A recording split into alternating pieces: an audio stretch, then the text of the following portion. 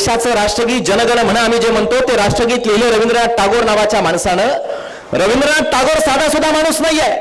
रवींद्रनाथ टागोर महाराष्ट्राच्या मातीतले नाही आहेत, जातीनं तुमच्या माझ्यातले नाही आहेत. रवींद्रनाथ टागोर पश्चिम बंगाल नावाच्या एका दूरच्या राज्यातले आहेत. रवींद्रनाथ टागोर जागतिक कीर्तीचे साहित्यिक आहेत. रवींद्रनाथ टागोरांना जगातला सर्वोत्तम नोबेल नावाचा पुरस्कार मिळालेला आहे. आणि ते रवींद्रनाथ टागोर नावाचा एवढा मोठा माणूस अलीकडच्या काळातला रवींद्रनाथ टागोर जेव्हा जपान नावाच्या देशामध्ये गेले, जपान नावाचा देश तुम्हाला माहित आहे, जपानला रवींद्रनाथ टागोर गेले आणि तिथल्या पत्रकारांना तिथल्या लोकांना वाटलं एवढा जागतिक कीर्तीचा माणूस आपल्या देशात आलाय, त्यांना काहीतरी विचारलं पाहिजे. ज्या देशातून ते आले त्या देशाबद्दल काहीतरी विचारलं पाहिजे. लोकांनी जपानच्या रवींद्रनाथांच्या जवळ गर्दी केली, प्रश्नांची सरबत्ती सुरू केली. रवींद्रनाथ टागोरांकडे वेळ कमी आणि जपानचे पत्रकार टागोरांना प्रश्न विचारतात. रवींद्रनाथ टागोर जपानच्या पत्रकारांना म्हणतात की माझ्याकडे वेळ कमी, मला एका वाक्यात उत्तर देता येईल असा प्रश्न विचारा. जपानचे पत्रकार रवींद्रनाथ टागोरांना एकच प्रश्न विचारतात. ते असं म्हणतात, रवींद्रनाथजी तुम्ही जागतिक कीर्तीचे साहित्यिक आहात, तुम्ही भारत नावाच्या देशातून आलात. रवींद्रनाथजी एका वाक्यात उत्तर द्या, एका वाक्यात तुम्ही भारत देशाची ओळख काय सांगाल? जागतिक कीर्तीचा साहित्यिक पश्चिम बंगालचे रवींद्रनाथ टागोर एका तथागत सिद्धार्थ गौतम बुद्धांचं तत्वज्ञान आणि छत्रपती शिवाजी महाराजांचा पराक्रम ही माझ्या भारत देशाची ओळख आहे. आपल्या देशाची ओळख सांगायला रवींद्रनाथ टागोर नावाच्या जागतिक कीर्तीच्या साहित्यिकाला छत्रपती शिवाजी महाराजांचा पराक्रम सांगावा लागतो. या देशाची ओळख सांगताना शिवाजी महाराज हे नाव वजा करता येणार नाही. म्हणून हिंदीतला प्रदीप नावाचा एक कवी असं लिहितो की देखो मुल्क मराठो का या शिवाजी डोला था, देखो मुल्क मराठो का जहां शिवाजी डोला था, मुगलों की ताकत को जिसने तलवारों पर तोड़ा था, हर पर्वत पर आग लगी थी, हर पत्थर एक शोला था, बोली हर हर महादेव की बच्चा बच्चा बोला था, वीर शिवाजी ने रखी थी लाज, वीर शिवाजी ने रखी थी लाज हमारे शान की, इस मिट्टी से तिलक करो ये धरती है बलिदान की, इस मिट्टी से तिलक करो ये धरती है बलिदान की. या धरतीचा तिलक माथी लावावा, ही धरती बलिदानाची आहे. ही परंपरा शिवाजी महाराज नावाच्या महायोद्ध्यानं या महाराष्ट्राच्या मातीत या पराक्रमी पुरुष व्यक्तिमत्वानं निर्माण केली. हे आपल्याला कधीतरी समजून घ्यावं लागेल. आज शिवाजी महाराज समजून घेताना आजची तरुणाई या कार्यक्रमाला विपुल संख्येने उपस्थित आहे. शिवाजी महाराज आणि आजची तरुणाई या अनुषंगाने काही बाबी बोलत असताना सगळ्यात पहिल्यांदा शिवचरित्राच्या पूर्वाटी आम्हाला समजून घ्याव्या लागतील. शिवाजी महाराज यांना आदिलशाहकडून निजामशाहकडून भली मोठी सरदारकी त्यांची पिढीजात मिळू शकत होती. जमीन जिल्हा होता, घोड्यावरती मान ठोकून ऐशोआरामात महालामध्ये जीवन कंठू शकले असते. पण महाराजांना का हातामध्ये तलवार घेऊन हालाचं काढा रक्ताचं पाणी करत या मातीमध्ये स्वराज्याची उभारणी करावी लागली, याचं कदाचित कधीतरी चिंतन करायला शिका. हे सगळं का करावं लागलं? का छत्रपती शिवाजी महाराजांना संघर्ष या मातीमध्ये करावा लागला? का शिवाजी महाराजांना कष्ट या महाराष्ट्राच्या मातीमध्ये तुमच्या माझ्यासाठी सर्वसामान्यांसाठी घ्यावे लागले? त्यासाठीची त्या राज्याची, महाराष्ट्राची, या देशाची पूर्व परिस्थिती समजून घ्यायला शिका. एक जगजेता राजा होता, सगळं जग त्यानं जिंकलं होतं, सगळं जग कवेत घेतलं होतं, फक्त शिल्लक होता भारत जिंकायचा. भारतावरती त्यानं आक्रमण केलं. त्याला वाटलं अरे जग मी जिंकलं, भारत तर मी सहज माझ्या हातामध्ये प्राप्त होईल, मी सहज जिंकेल. तलवारीच्या बळावर तो भाग जमवतो, भारतावरती आक्रमण करता झाला. या भारतावरती त्यानं मार्गक्रमण केलं. पण या देशातली लढाऊ बाण्याची माणसं एकत्रितपणे त्याच्या विरोधात झुंजायला लागली.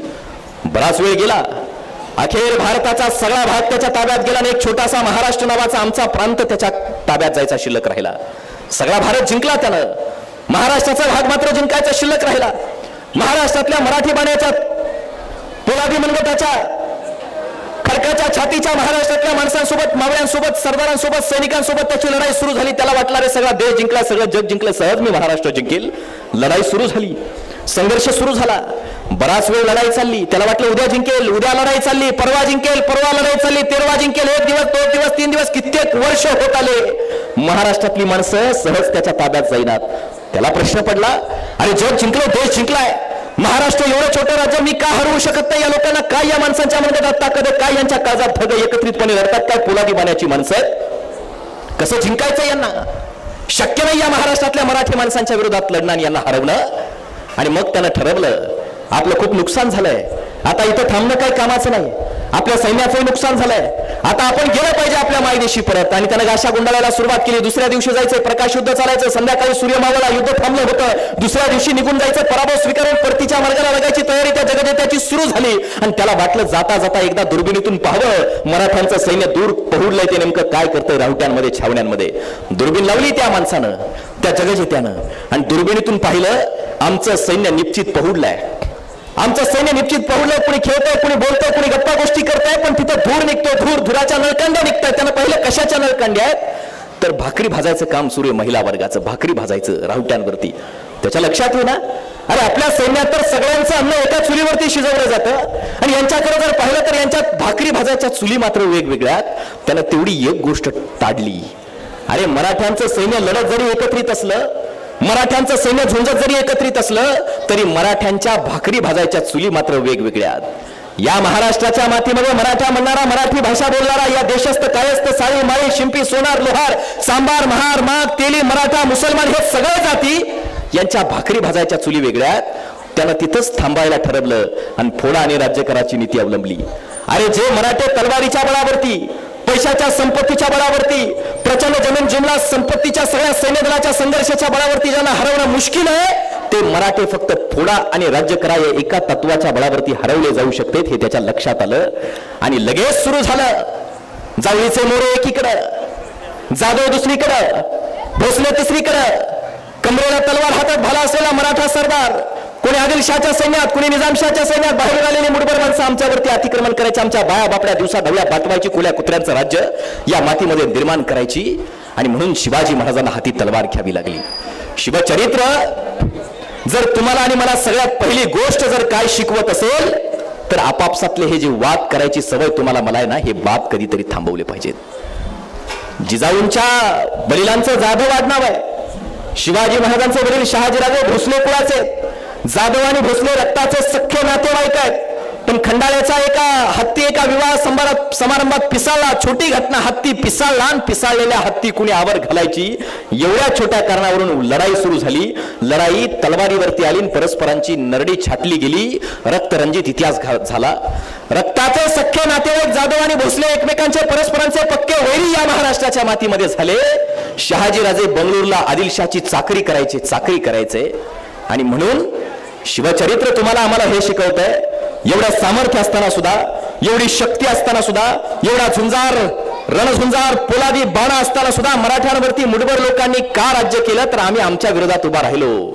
वडीलधाऱ्या मंडळीनं, माता माऊल्यानं आम्ही कुणाच्या विरोधात संघर्ष करतोय?